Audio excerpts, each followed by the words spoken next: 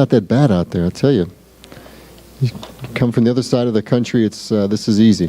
So, in any event, thank you for coming. Glad you came. Good for you for coming today.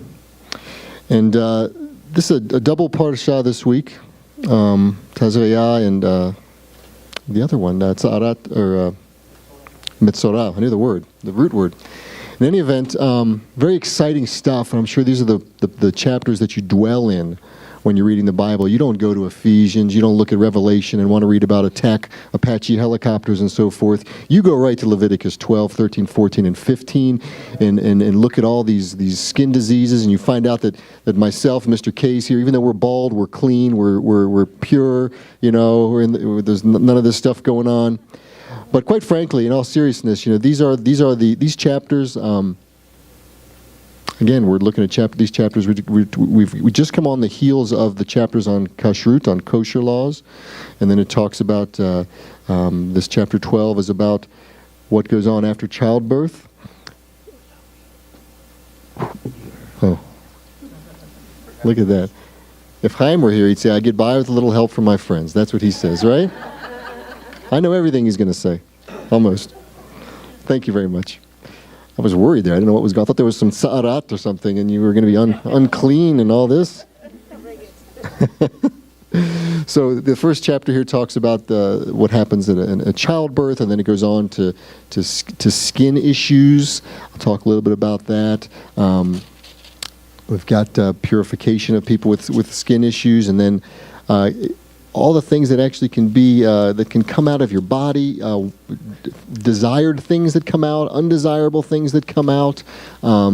It goes into mold and mildew in your house, and where to get the scrubbing bubbles and all this kind of stuff, And now we could get into all that. When you read and you study about this, there are parallels. We can make parallels looking at purification and looking at what Yeshua's done and what this means to us as believers now. And I'm not going to get into all that stuff for sake of time, quite frankly, because a lot of it does seem pretty compelling in terms of parallels. And in other ways, a lot of it's speculative. And I think all of that points to the fact that there's a lot of mystery in these chapters, and there's a lot of, that makes sense because we can see from a health standpoint what that was about. We can see the amazing, call it cutting-edge technology that God was giving his people back then, that has even surfaced in modern day when we look at some modern-day issues where there were plagues in certain countries where the Jews weren't affected, and therefore the Jews were blamed for it because they weren't getting affected. They weren't getting sick also. But really, because God gave these amazing things to them. So there are some very practical things we can see why, these things keep people healthy. And in the prior chapters, why these certain animals weren't eaten. A lot of it makes real sense, and we can compute it in our mind. But quite frankly, there's a lot of things that just don't compute, and we're not sure why. And that's not reason to skip over. That's reasons to study, because whether we see some of these parallels with the purification that Yeshua brings and so forth, that might be the case, but that might not be the case. So let me talk a little bit about some of this stuff and just answer all your questions for you. If not, Chaim will be glad to answer all the ones after that. The Torah tidbits this week is actually broken up. You get half of the information this week. The next half will come next week.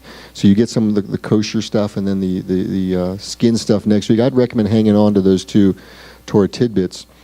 But again, these chapters come on the heels of the kosher laws, which, in one very real sense, have to do with pollution, if you will, from outside of your body.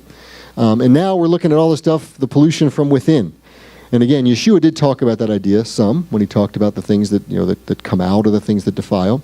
When he talked in Matthew and Mark, however, he did not abolish the kosher laws, but he deepened them beyond mere legalism. And as I mentioned, these chapters are very mysterious in some ways. And I want you to, when you read unclean or impure in these chapters, do not put an equal sign with sinfulness necessarily. When it says someone is unclean and impure, does not mean there's sinfulness going on.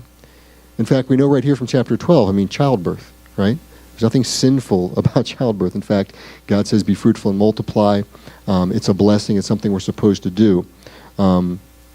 Although there are some curses linked with original sin, childbirth with original sin and so forth. But impurity, when we see impurity or uncleanness, let's realize that that is a part of life with God. So it's not a matter of, well, I'm being very sinful, I'm impure, and I'm unclean. No, there is impurity, and there are things that are just part of life with God, causing a necessary step back. Regardless of how good you've been, regardless of how unsinful you think you might have been, it's an opportunity to step back, to return your focus to God. That's what all of these passages talk about. They're not so much talking about cleaning up your act as much as how to get back into fellowship with God. So again, we see that when you're born, when it's a son, there's a certain number of days. It's a 7 plus, it's a 40 total, and then it's double for a woman for having a girl child. Well, what's that all about? Are men superior? Well, of course, no. I mean, the point is, no. I mean, it's weird. Do we know why all this stuff exists? Can we look at symbology and all this type of stuff? Male superiority. Are there physical reasons in terms of when someone has? I've seen a boy being born, and I've seen a few girls being born in my time. Are there differences, physical reasons? Yes. Again, there's some mystery here why these different time periods are laid out the way they are. But again, birth is a blessing. God's blessing. It's a command. So we have to rule out total negativity and equating impurity in these periods with sin. We do know that blood is a cleansing agent, right? Seems kind of gross. It's a cleansing agent scripturally, for sure. It's a ritual cleanser when used in the way prescribed in the Bible, but it's also a polluter when used in the wrong way. And these are some of the concepts that I'm just kind of throwing out that we see. I'm not going to tie all the loose ends because, quite frankly, I can't. If someone says they can, again, they might preach well, but it's not necessarily the depth of what's going on in Scripture here. There are some interesting practical things. Most of you may know this. Maybe some of you don't. With regard to circumcision, it talks about here on the 8th day. Do we know why the 8th day? As Chaim would say, there's a very profound spiritual reason for that. What it is exactly, we don't know. But physically, physiologically, again, this is kind of cool stuff about God. We know from a medical standpoint that on the 8th day, the clotting factors are the highest. And then after that, things become more painful. So is that perfect? That kind of 8th day is that sweet spot. That's an interesting kind of physical fact. Again, is that the reason? I don't think that's the only reason, but that's certainly one thing that God has revealed to us for sure. There's a covenantal reason, so not necessarily just a health reason, because that's debatable. Is it more healthy, circumcision versus non-circumcision? That's all debatable stuff. I wouldn't get lost in those debates, quite frankly. One of the cool things back at the congregation I was at in Maryland, we used to call this time, not the Drash, we would call it the harmony.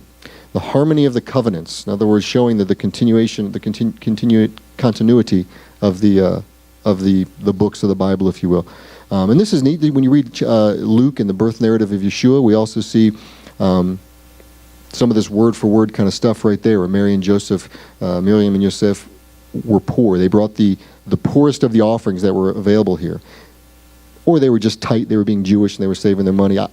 Either way, it's, I think that's just being good Jews. They brought the cheapest one they could bring, right? You guys are shaking your head. Look at you.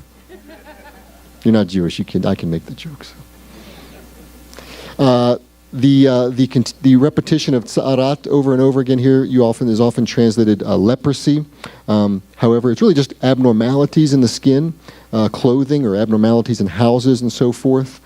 And not all of these things are not necessarily dealt with in these texts in terms of how to fix them, how to cure them from a medical standpoint. Like I said at the outset, the goal for all of these, these abnormalities and so forth, or life events, if you will, is that so the person could be returned to proper participation and worship. That was kind of the ultimate goal. So again, when you read this and you see this, don't think impurity, sin, ugliness, got to fix it. It had to do with getting back into right relationship and being able to participate then in worship with the community. So again, with more time, we could look at parallels of the skin blood, the cleansing, with Genesis. We could look at the Garden of Eden and see how they were banished from there, kind of like people were then banished from presence with the community. We could look at all these things. There'd be some value in that for sure. And of course, we could look at Yeshua. But again, keep in mind that these are all just parallels. Maybe good parallels, but not necessarily the reasons for these regulations. And the bottom line is, that I want to leave you with, if I haven't confused you completely, is to not skip over these passages, and that there is value here. And instead of trying to untangle it all and everything, just, realize that God thinks of everything, and some things are obvious and some are not. Okay? I chose the section I'm going to read from today, quite frankly, because none of it was very glamorous at all. This was, this I thought was relatively G-rated on the scale of what I could read here today. And I used to think it was kind of neat that we look at the male child, after 7 days. The eighth day is the bris, so maybe the mom could attend the bris ceremony, although she was technically still to be kept away and so forth. So I used to read it for that reason. But in general, you try to pick some verses from here to read, and so anyways.